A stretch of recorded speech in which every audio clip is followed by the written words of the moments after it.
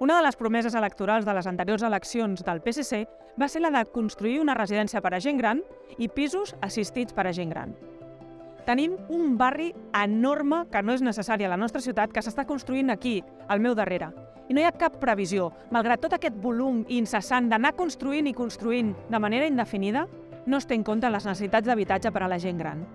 Per tant, nosaltres proposem tenir-los en compte, però no només pel que fa a l'habitatge i fer habitatges compartits, habitatges comunitaris per a la gent gran, residències. No, també volem decidir de la seva mà, en un consell de la gent gran, quines són les necessitats que tenen a la nostra ciutat. Com volen destinar el seu temps, perquè tinguin una bellesa activa. Volem una gent gran activa que ompli la nostra ciutat. Tenen un futur enorme a Viladecans si se les té en compte, si se les escolta i es decideix de la seva mà quines són les necessitats que tenen en l'àmbit cultural, en l'àmbit de l'activitat física, en l'àmbit de la socialització. Hi ha un món molt més enllà dels casals d'avis i nosaltres estem disposats a fer-ho, a implementar-ho. Estem disposats a fer tot un món nou al costat de la gent gran. Fem-ho!